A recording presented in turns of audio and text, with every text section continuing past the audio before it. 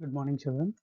I think after a long time you have come after your holidays, you have come back for your classes. So I welcome you all for the classes. And till now, we have been studying about civics. I know certain chapters of civics we have covered, and the rest of the civics chapters, I'll cover it later. Before that, I'll just make history also to begin with your chapters. So I'll just take up the first chapter of your history. I know that which is Harappan civilization.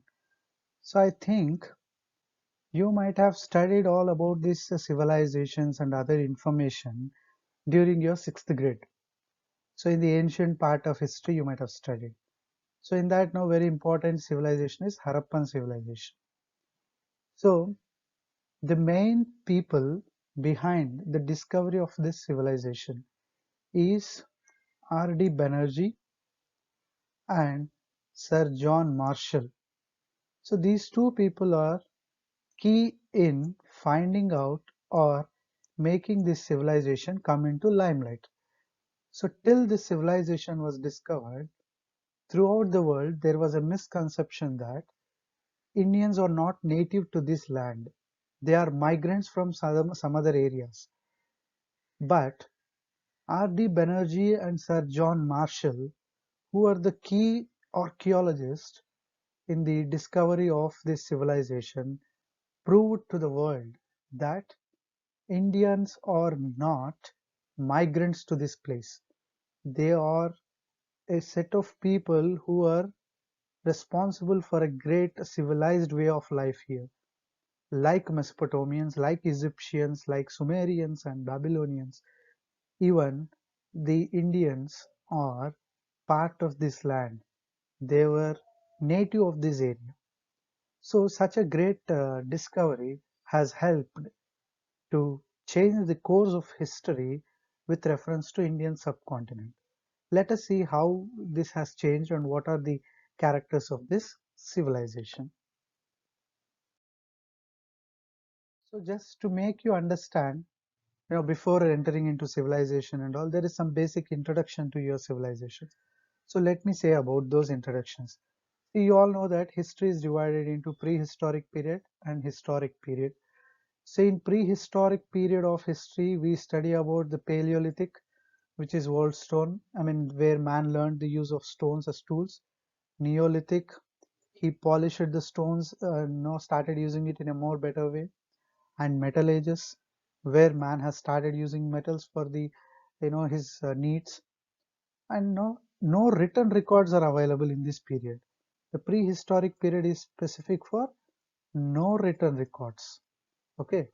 And historic period, we have divided it, the historians have divided it into ancient history, medieval history, and modern history.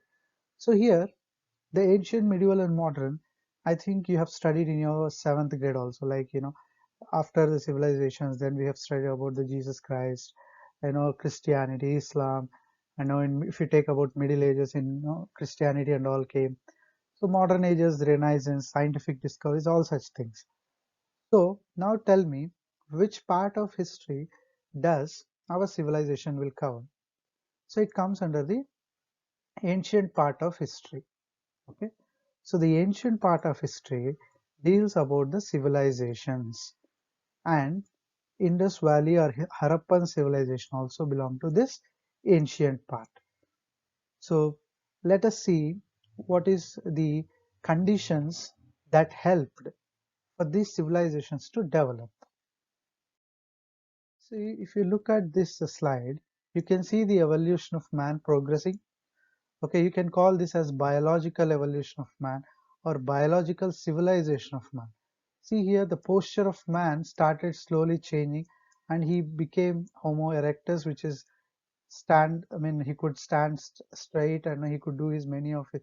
The way he lives has changed. So here, this you can call as the biological evolution. Biologically, man has progressed a lot, as well as this you can call civilization of man biologically. He progressed biologically like this.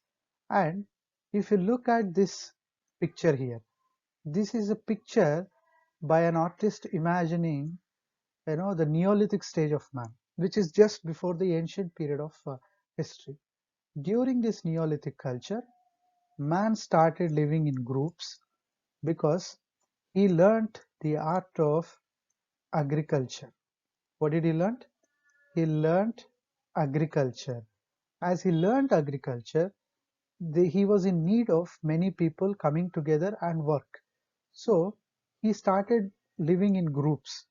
And once he started living in groups, then what happened? The nature of work he does became more and more complex. And you can see here, he started using metallic tools. Like here you take copper. Later he discovered bronze. So these are bronze tools and these are copper tools. Even the tools which he used has seen a great change, a great progress. Copper tools, they'll not be so strong when compared with bronze. So when he discovered bronze, it became more, the bronze has served him in a better way. So this culturally, the society started becoming complex. The group living started with Neolithic ages. So once this group living started, how this has progressed towards a civilization, that we will try to learn in our coming slides. So among the civilizations which we are talking, okay, we said that just in previous slide we have discussed about the Neolithic age of man, where man started living in groups. This group living of man slowly progressed and agriculture activity increased, time by as time passed on, agriculture activities increased. I know there are many such changes which helped man to civilize. We will see what is civilization and other things in our coming slides, but there are four such civilizations throughout the world, like Mesopotamian, Egyptian, Indian civilization or Indus Valley civilization or Harappan, one are the same, and the Chinese civilization. If you look at all these civilizations, they developed on the banks of rivers. So you look at Egypt, Nile River, Mesopotamia, Tigris and Euphrates. So Indus civilization or Harappan civilization on the banks of Indus River. If you look at Chinese civilization on the banks of Yangtze River. So there are such great civilizations which occurred in this on this earth, and one among that is our Harappan or Indus Valley civilization. So if you look at where this civilization has exactly taken place, so this is a map of India. So this map of India generally. So here this is the border for India and Pakistan, and this is the Indus River with its tributaries flowing here. So Indus River with its tributaries, and on the banks of this Indus River, two places were initially discovered by name Harappa and Mohenjo-daro. So these two places served as the initial sources of the civilization. So on the banks of these rivers, we have said that Sir John Marshall and R.D. Banerjee, they have started excavations along these banks, and they could find, see, this excavations of the civilization and all happened, or the remains of this civilization happened before independence. So that time this Pakistan and India was together, so it was easy for the archaeologists. They dig this place, and finally they could trace out some evidences from this and could establish that there is a great civilization by name Harappan civilization. So this is the map of exactly where this civilization has began. So on the banks of the river Indus. So this is one city called Mohenjo-daro, and this is the first city or the first area discovered in this civilization is Harappa. So this is its location. Right now they both are in Pakistan. I know there are many areas like Lothal in Gujarat. It is also a center of this civilization which is present in India, modern day India. So this is about the basic introduction of location of this civilization. From the beginning, I have been continuously using a word called civilization, right? So I'm using this word called civilization. What is civilization? So a civilization is said to be an advanced stage of human cultural development. So culturally, man, see, how do you say that? First, let us know what is culture, how man's culture developed. See, the culture of man is dependent on the biological aspects of man. If you look at here, initially the size of brain of man was very less. So what happened? So the reasons were related to brain, the way the brain started evolving biologically. The biological evolution of brain helped man to understand the environment and nature he was living in a better way. So he could easily exploit the environment and able to move into many areas. Whenever he gets shortage of food, his brain started saying him to move from one place to another place. And when he moved from one place to another place, the nature of challenges he faced increased day to day. And accordingly, his brain has evolved culturally. So if you want me to say what is the first primitive way of cultural, earlier man used to do just signs. He used to speak with each other like sign language. Later on, language developed. So you can say language is the first advanced stage of man's culture. He could communicate to one another through a system of words and other things. But initially he used to just give some sounds and he used to communicate.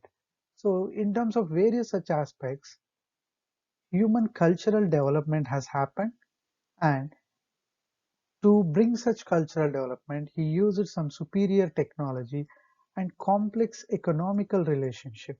See here, what is superior technology? I said culturally how he developed. Now I'm saying what was the technology he using? Initially he used stones. Later he polished that stones and used. After that he brought metal objects as weapons or tools. This is his evolutionary phase, right? First he used stones as they are. Then he used polished stones in Neolithic age. Later he used metals. So this is the way he progressed in his tools, isn't it? You can call this as this the way he started changing, the way his brain started thinking, evolved in superior technology. To compare with this stone, polished stones are more superior to use, and metals are more superior for making tools. In metals also, I said initially he used copper, later he shifted to bronze, which is a very strong metal. And this complex economic relationship. So what is this complex economic relationship? So he probably need to move because increased populations would use up resources. There is a relation with this point here. As he moved from one place to another place, his needs became more, and he started living in groups. And when he started living in groups, he was in need of more food. So he developed many number of tools. So finally what happened? He produced more products.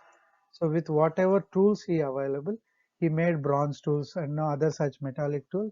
And by using such tools, what he did, he cleared more area of forest. And when more area of forest came into cultivation, then population of that area started increasing. So tools increased, they could clear more forest area, finally could bring more production, and when production increased, the population of that area also increased. So when production here increased, what happened? Whatever is necessary, that he kept with him. Whatever is excess with him, suppose he has grown some 10 bags earlier, because of the advanced tools he could make 20 bags of paddy. Now these additional 10 bags which he produced, he started trading it. So what he started trading it. And when he started trading it, it became complex economic activity. Earlier, it was just barter system. See, the form of economic activity that man was having is barter system. If they give one thing, they take other equal thing. So of equal value. If they give something which they have excess, they get something from others of equal value. So this was the trade that used to happen. It was called barter system. equal value of goods or services as a method of payment. Now, because of this, because of this agricultural activity, he could give his production and get other thing which is of equal value, which is a complex economic activity. As populations increased, the production has increased more and more, and it resulted in more complex economic activities. Like a farmer needs to dependent on an artisan. Artisan means one who makes all these objects and all. And artisans are in turn dependent on farmer for the food grains.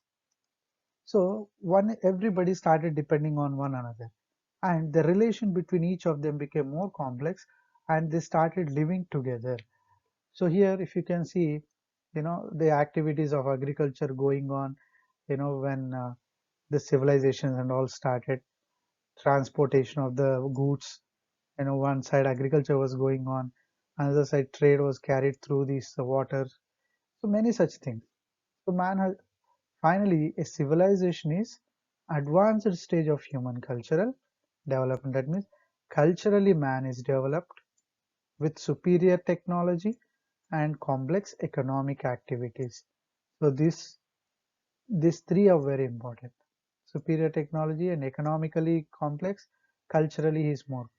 So these three is said to be contributing to a stage called civilization. So an advanced stage of human civilization, sorry, advanced stage of human being where culturally is very good, he's progressive in technology as well as he's having a complex economic activity. So this is about the definition of civilization.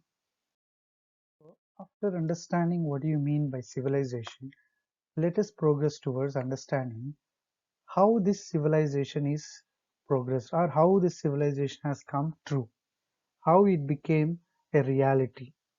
So you all have a basic idea now that civilization is nothing but progressive nature of man. He progressed in terms of science, he progressed in terms of his biologically, he progressed in terms of his culture, in terms of his trade he operates. Everything was, if he progresses, such progress in a gradual manner is referred as civilization. How this civilization can be recognized? How do you say that a particular group of people are civilized? So, to understand that, there are certain characteristics, and such characteristics are referred as traits. So, traits are nothing but they are features or characteristics that will mark a civilization. Suppose if you take a group of people living in a particular area, how do you call them as civilized? So, to call them as civilized, so as of now, we calling them the archaeologists or the anthropologists who have, you know, who have found out or who have discovered the great civilizations. They have marked certain characteristics. The archaeologists have observed Mesopotamian civilization, Egyptian, as well as this Indus Valley. And by observing all this civilization, they could come to a conclusion that there are certain traits or characters to call particular stage of a man as a civilized way. So, what are those characters that will make the living or the life of a man as a civilized way? So, what are those characteristics? So, evolution of cities. So, that means the people who live in that area will live an urban life, moreover like a city life. You know the basic difference between village and no urban or town life, right? So there must be formation of cities where the population will be more and more business activity will be happening. Any stage of man, if he started living or if his living is in a urban way or civil, I mean in a cities way, then it becomes a character that he is civilized. And surplus food. So what do you mean by surplus food here? Surplus means more than what they require. So a civilization is said to be civilized, or people are said to be civilized when they produce more food more than what they require. So the society where such people are living, they should be producing food more than what they require. So such stage is said to be civilized way of living. And division of labor. So what is division of labor? So if all people does the same work, then what happens? There won't be much progress. If people divide work among themselves and they create new things, then such thing will become a character for civilization. You look at our society itself. If everybody becomes, if everybody does the same job, do you think we progress? No. Somebody takes science, they become scientists, they discover new things. Somebody takes up the profession of medicine, they become doctors, and they help in the medical field, isn't it?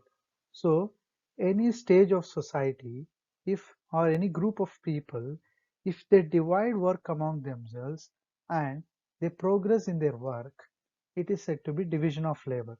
So a society is said to be civilized if they are having urban way of lifestyle, if they are producing more than what they require in terms of food, and if people divide among themselves and work in it, I mean, if they choose different works and no progress, that is division of labor. And system of writing.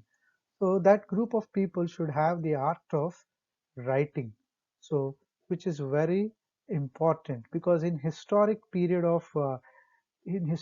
times, writing is a major invention which served as an evidence to understand this civilization. So, any group of people, if they are said to be civilized, then they must have definitely mastered the art of writing. Okay, and public buildings.